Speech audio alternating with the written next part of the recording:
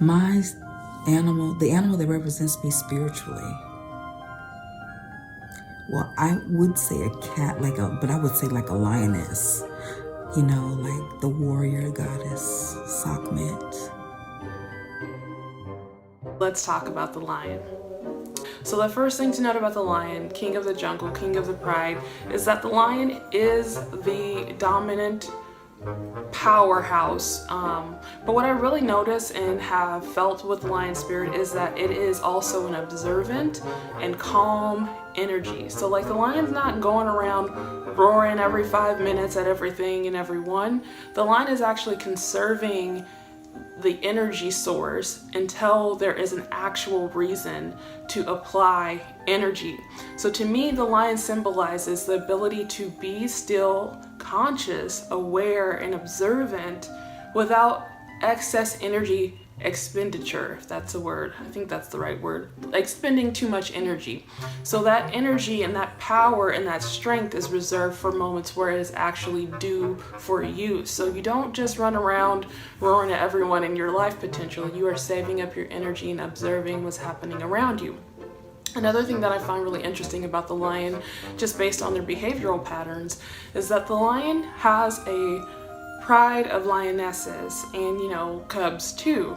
So to me, spiritually speaking, I see that as, an individual in lion spirit may also need to rely more on their spiritual guides and team in order to decide when to actually exert energy, but like when to exert actual energy versus when to know that things are already being orchestrated and cared for by the universe or your spiritual powers that be.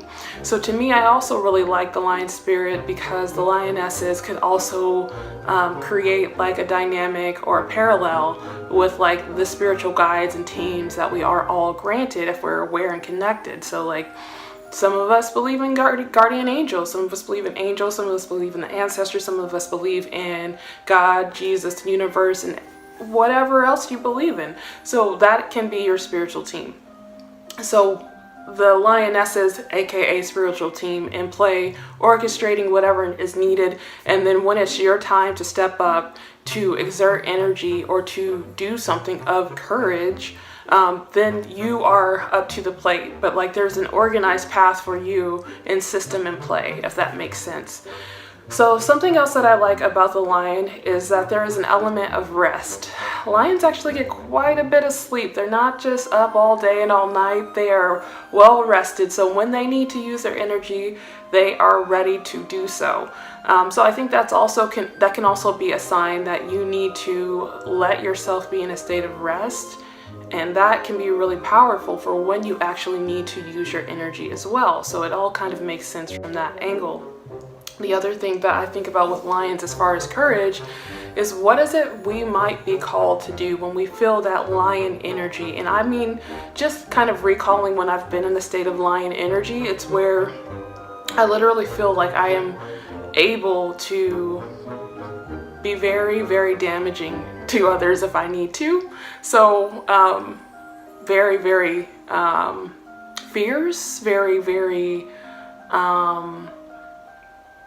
I can't think of the word, but where I don't need to think, very like primal with people, so like very protective, I guess, so you can kind of decide what you see. But like for me, I feel like lion energy is also just like kind of knowing your own capacity to protect yourself regardless of cost. But clearly we want to be safe and thoughtful about how we protect ourselves and what scenarios we put ourselves in.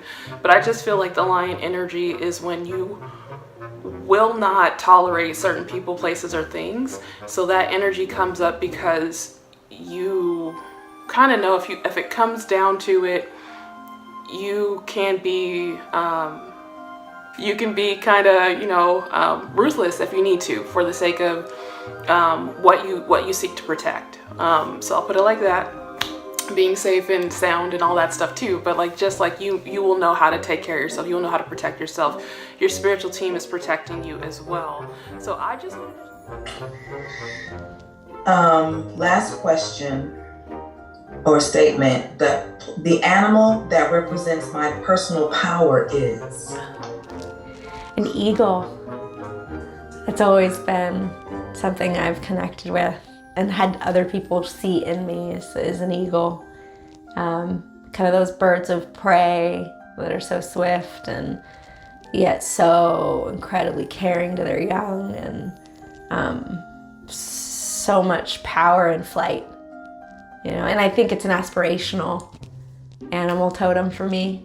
I don't think I fully understand yet what that really means, but I have a sense deep within that is true, and so I continue to explore and wonder and stay curious about how I'm not living in that as much as I could, and look to it as a guide, really.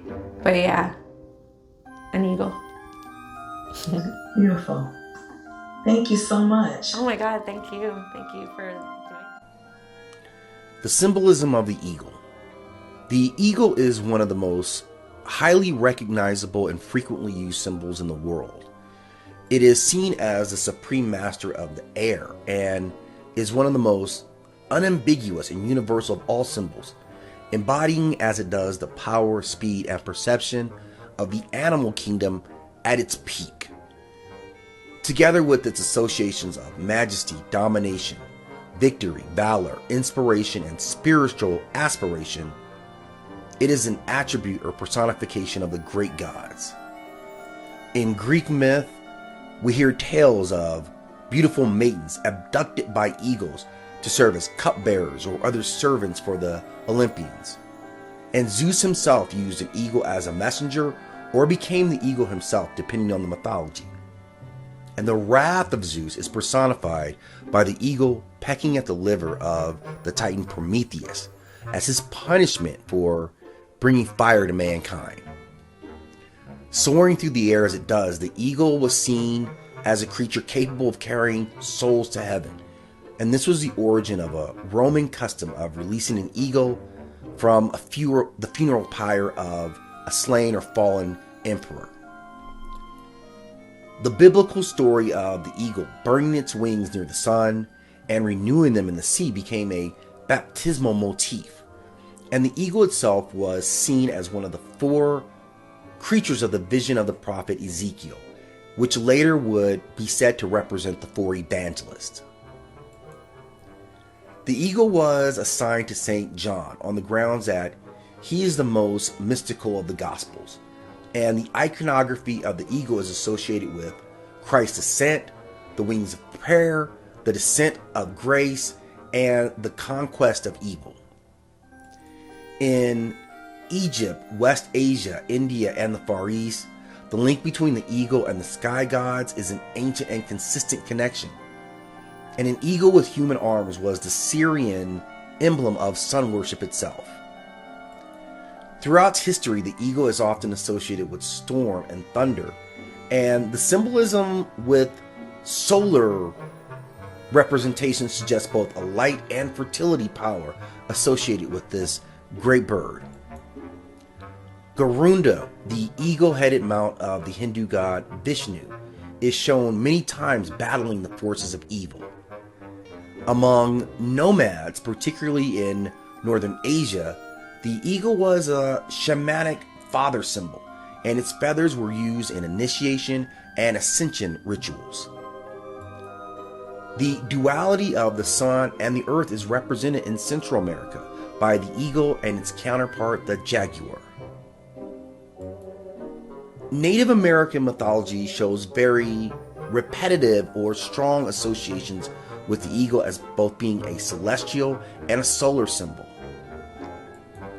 And it is seen as one of the most ancient popular emblems of victory, its flight itself being seen as a foretelling of military success in ancient Persia and also in Rome. And later, the Roman and Byzantine empires used a double-headed eagle to symbolize the eastern and western halves of the empire. They were later adopted as symbols by the successors of the Roman or Byzantine empires, which included the Holy Roman Empire, the Habsburg Empire, and the Russian Empire.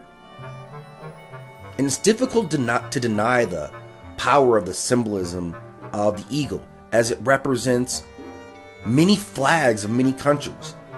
It is seen on currency, sports iconography, and religious symbolism. There are few indeed symbols in the world that surpass the eagle in terms of its usage and the power of its message.